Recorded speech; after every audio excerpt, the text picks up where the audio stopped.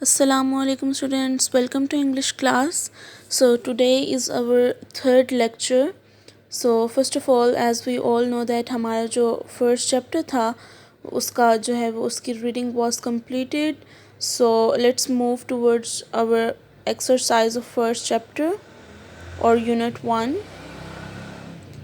So page number 6 में से हम लोगों ने ए एक्सरसाइज की फर्स्ट पार्ट भी नहीं करना एंड देन नीचे जो प्रेडिटर्स है वो आपका टास्क है या आपने खुद करना है। प्रे का मतलब होता है जिसका शिकार किया जाता है और प्रीडेटर का मतलब है जो शिकार कर रहा होता है। ठीक है, तो आपने प्रे में ये लिखना है कि कौन जो है वो यानी कि शिकार के लिए होते हैं फ्लाइज और मतलब वटेवर, और कौन जो प्रीडेटर्स हैं कौन शिकार कर रहे होते हैं। ये आपका टास्क है और ये आपने जो है वो इसमें फिल करना है। So let's move towards page number 7. So first of all answer the questions with reference to context. सबसे पहले मैं आपको जो है वो क्वेश्चंस पढ़ देती हूँ। I completely forgot about my exciting new captures.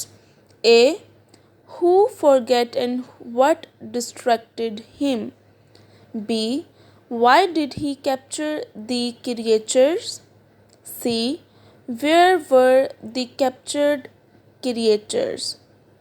D. What happens next? तो ये हमारे questions थे. Let's move towards the answers. सो ये हमारे आंसर्स हैं। सबसे पहले English, then topic, the world in a wall, answer the questions. Number A है who forget and what distracted him. The answer of this question is Gerald forget because lunch distracted him. Gerald भूल गया क्योंकि खाने ने उसे distract किया।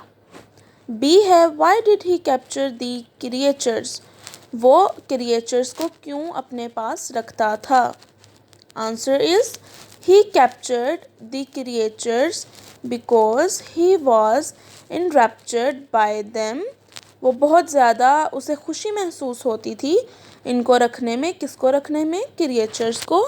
And wanted to watch them grow up, और वो उन्हें बढ़ता हुआ देखना चाहता था यानी कि ग्रो होता हुआ देखना चाहता था। Number C is where did he captured creatures, वो क्रिएचर्स को किधर रखता था?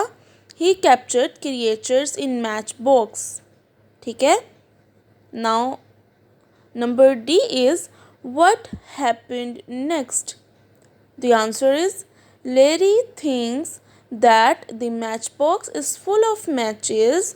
लेरी ने सोचा कि ये मैच बॉक्स यानी कि माचिस की डिब्बी माचिस से भरी हुई है। ही ओपन्स, उसने उसे खोला। इट वाइल टॉकिंग, बोलते हुए। And the scorpions climbs out on to his hand, और जो स्कॉर्पियन था वो उसके हाथ के ऊपर आ गया। He gets a bit shock, और उसे अचानक से एक शॉक लगा। ओके, आई होप कि आपको एक्सरसाइज के क्वेश्चन आंसर्स अंडरस्टैंड हो गए होंगे। Now let's move towards the collective nouns और working with words. Okay, first of all we discuss about working with words.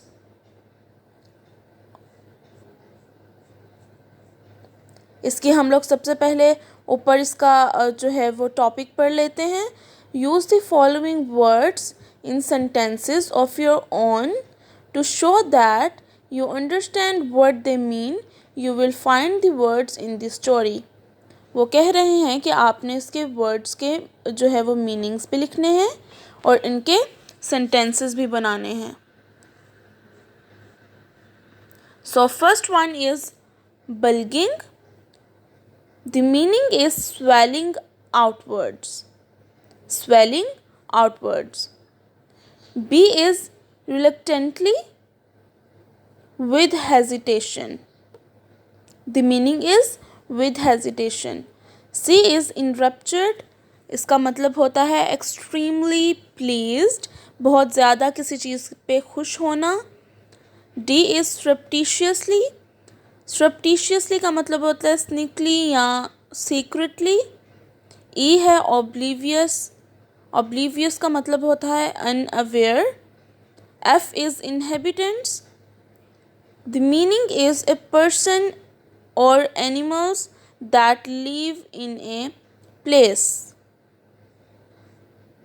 Number G is dawdling. The meaning is wasting time. H is confetti. Small pieces of colored paper. आपका task है, आपने खुद इनके sentences बनाने हैं अपनी notebooks में इनके मीनिंग्स को देखते हुए। सो let's move towards collective noun. So we are discussing about collective nouns. What is collective noun?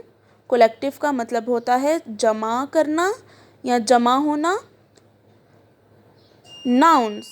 A count noun that denotes a group of individuals. यानी कि वो noun जो एक ग्रुप को डिस्क्राइब कर रहा हो उसको हम लोग collective noun कहते हैं।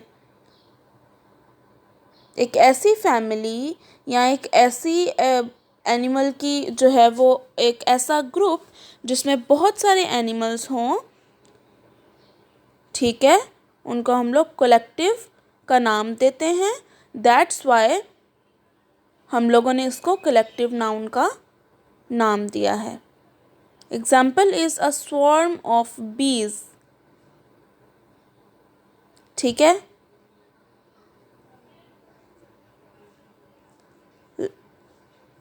ओके। सो अब हमारी आज की डायरी क्या है? Exercise A-B of text book, page number 6-7 full learn.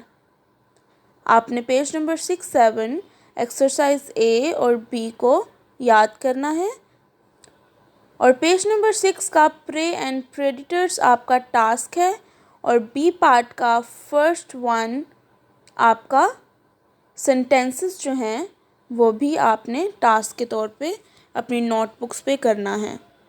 Thank you so much.